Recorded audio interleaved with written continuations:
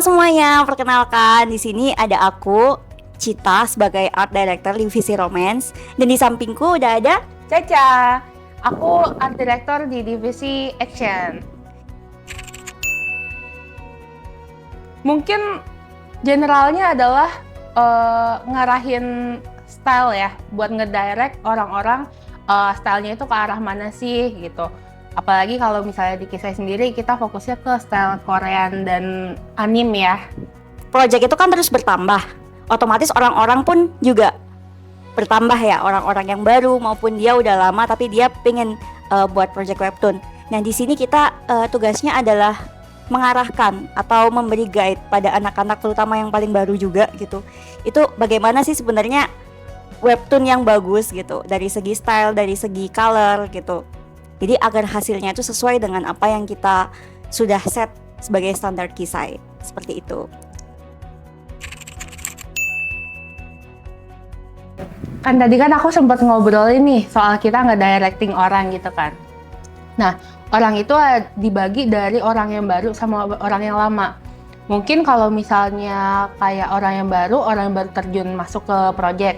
Nah, di situ biasanya orang-orang baru pasti bakal ketemu kita dulu nih sebagai awal-awal buat latihan. Jadi ada training dulu.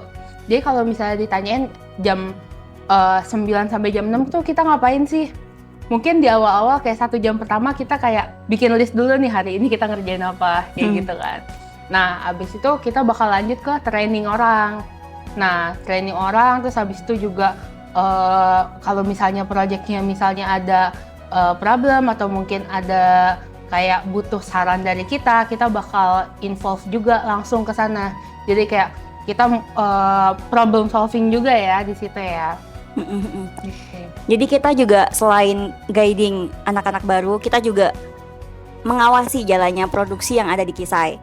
Ketika ada problem di produksi, kita akan memberikan saran kepada mereka, terutama dari segi art ya, seperti itu. Jadi kerjaan kita bukan cuma guiding, tapi kita juga memastikan semuanya berjalan lancar dan secara kualitas itu sesuai dengan apa yang sudah di-set di awal. Gitu.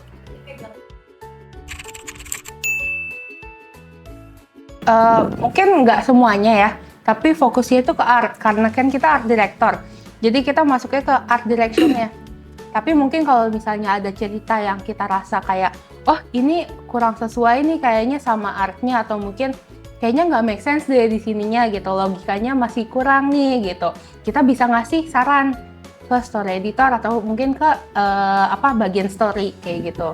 Nah dari situ kita mulai dari storyboard, habis itu ke sketch, line art, color, color itu bisa sampai finishing. Itu kita yang ngecek bantuin. Tapi biasanya umumnya kayak art director sendiri kita ngeceknya itu pas di akhir. Kecuali untuk project-project yang baru, kayak misalnya baru 1 sampai 3 chapter atau 1 sampai 5 chapter. Karena kan masih tahap pembiasaan ya, jadi kan orang masih bingung gitu loh. Gimana sih cara bikin komik yang bagus, cara up to standar klien tuh kayak gimana, kayak gitu. Kalau boleh ngasih summary sih, kalau art director itu bakal ngecekin terutama di 3 episode awal. Karena 3 episode awal itu adalah episode yang sangat concern dari segi art dan juga cerita gitu kan. Jadi kita mengusahakan agar 3 chapter ini benar-benar bagus banget gitu, dan ini sesuai dengan standar desain maupun standarnya klien. Tuh. Kedepannya kita juga tetap ngecekin tapi nggak di semua episode. Paling di beberapa episode yang kayak misalkan ya ada 50 episode, mungkin di episode 10, episode 20 gitu. Jadi per beberapa episode aja, nggak semuanya gitu, untuk memastikan kualitasnya tetap terjaga. Seperti itu. Kenapa kita penting di 3 chapter awal? Emang karena balik lagi, kalau misalnya kita baca webtoon, scroll, otomatis kan kita pasti ke hook-nya itu kan di 3 chapter awal ya. Kecuali kalau misalnya kita di chapter awal tuh so-so, biasa-biasa aja, reader tuh nggak bakal mau baca lanjut gitu. Nah, itulah sebabnya 3 chapter awal tuh penting banget buat kita, terutama pembuat webtoon. Kayak gitu.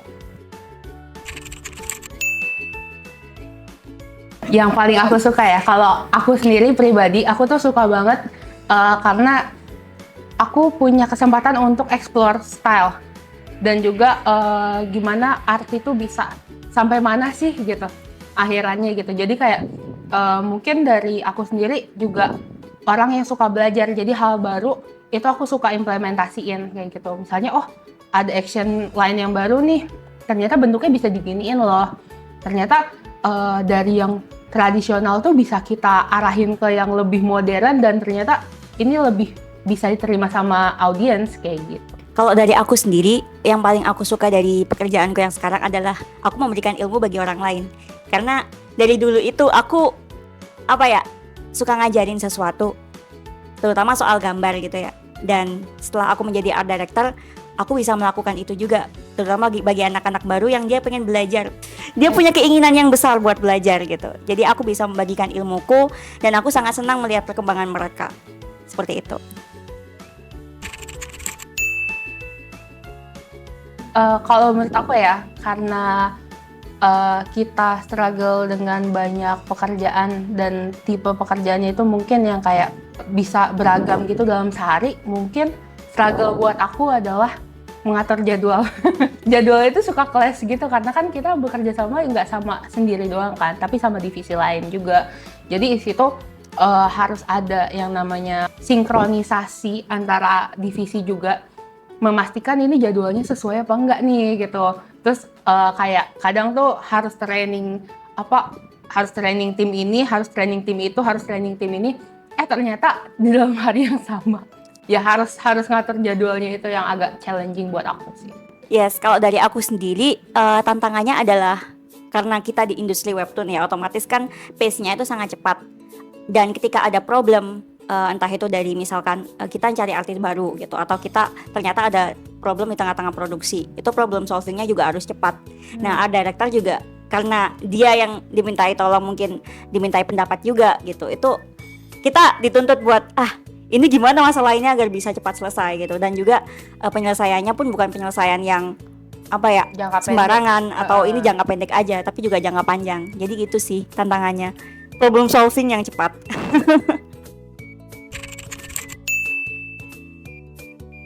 Pertama karena judul dikit saya sangat banyak ya. Dan ada perbedaan yang sangat besar antara judul-judul romance dan juga judul action. Kalau di romance sendiri itu kita banyak memainkan efeknya mungkin ini berbeda dari action ya. Kalau action itu kan ya nanti mungkin akan dijelaskan sama Caca. Kalau di romance sendiri, karena ini genrenya romance penuh dengan romansa, otomatis banyak bunga-bunga, banyak warna-warna pink, warna-warna pastel gitu. Walaupun ini tergantung sama style juga, tapi ini sesuatu yang perlu dipelajari tersendiri gitu. Dan orang itu harus membiasakan agar dia punya sense romance yang kuat gitu untuk mengaplikasikan efek-efek yang bagus. Kalau misalnya di action sendiri, kita tuh fokusnya mungkin kalau misalnya nonton film pasti beda ya, film romance sama action, feel-nya beda. Bahkan kalau misalnya kita ngelihat series sendiri, kadang tuh ada yang istilahnya kayak sutradaranya buat yang action sama sutradara buat yang biasa aja tuh beda. Nah, makanya kalau di Kisai sendiri, kita juga bedakan untuk hal itu. Karena balik lagi, walaupun sama-sama webtoon, tapi gimana cara kita untuk mengerjakan webtoonnya pun berbeda. Kalau di action itu banyak pakai action effect, warnaannya juga bisa lebih saturated, jadi ada warna-warna tertentu yang mungkin cocok di action tapi nggak cocok di romance. Terus ada juga warna-warna yang cocok di romance tapi nggak cocok di action. Kan nggak mungkin kita baca komik yang kayak action tapi banyak bunga-bunga dan warna pink gitu. Tiba-tiba lagi berantem langsung berbunga-bunga gitu. Jadi kan moodnya beda gitu ya. Jadi nggak sesuai sama target audiensnya juga gitu. Makanya Kisai sendiri emang membedakan itu. Hal teknis sebagai art director sendiri, kita harus tahu aplikasinya pertama. Aplikasi, tools-toolsnya segala macamnya itu harus tahu. Dan karena kita ngajarin orang juga, mungkin ngasih pengetahuan ke orang juga, itu penting. Jadi kita bisa ngasih arahan yang benar dengan memastikan bahwa itu possible apa enggak sih sebenarnya gitu. Kadang kan ada tuh request yang ternyata nggak possible gitu. Nah, kita bisa tahu tuh dari segi teknikal apakah ini mungkin dilakukan atau enggak. Kalau misalnya dari action sendiri, kita biasanya aku minta tolong buat anak-anak itu ngerti paling enggak satu martial art. Soalnya kenapa? Karena penting buat tahu adegan action itu logikal apa enggak, logik apa enggak, apakah make sense mukulnya, apakah make sense dia kepentalnya jauhnya semana kayak gitu. Apakah bentuk retakannya cocok apa enggak nih, retakan orang atau retakan gempa bumi, kan beda dong retakannya kayak gitu-gitu. Kalau di romance sendiri, sebenarnya ini general sih. Buat action sama romance juga bisa diaplikasikan. Kita perlu menguasai namanya fundamental tentu ya. Betul. Fundamental dari segi anatomi, gestur, ekspresi, dan juga dari segi color kita juga harus menguasai namanya color mood gitu. Jadi color yang bisa diaplikasikan tiap adegan yang berbeda gitu. Suasananya seperti apa, efek-efek yang harus dipakai seperti apa. Itu kita perlu tahu gitu ya. Karena kita kan yang akan ngajari kepada anak-anak baru maupun para editor baru gitu.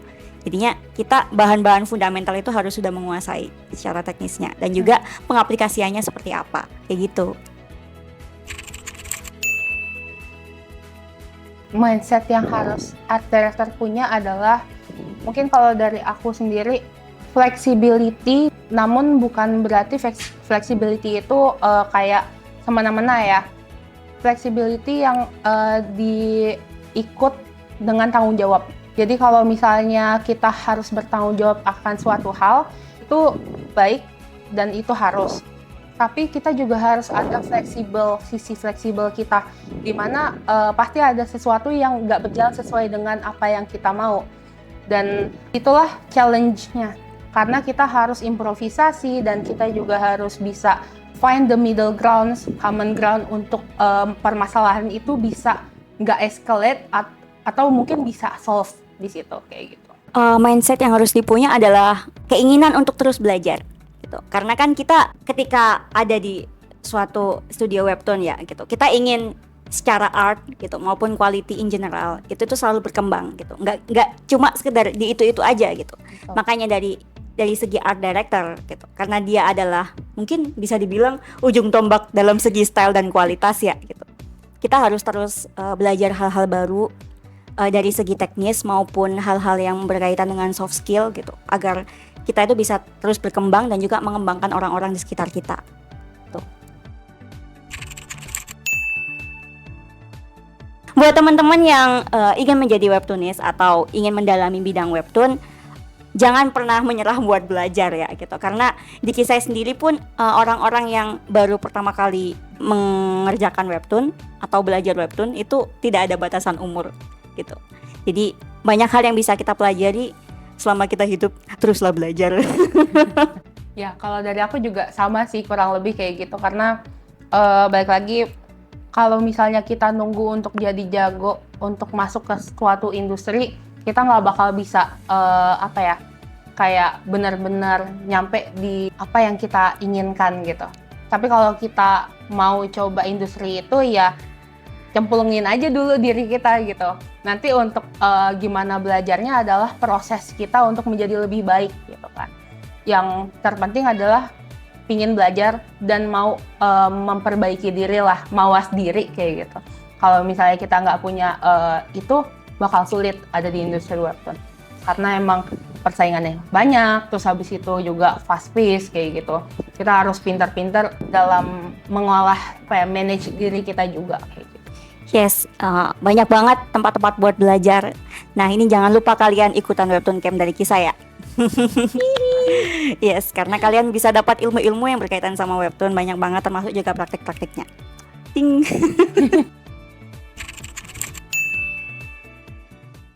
Kalau aku bilang knowledge, responsibility, and teaching. Be smart, be creative, and be effective. Gitu. Right. Dadah, makasih.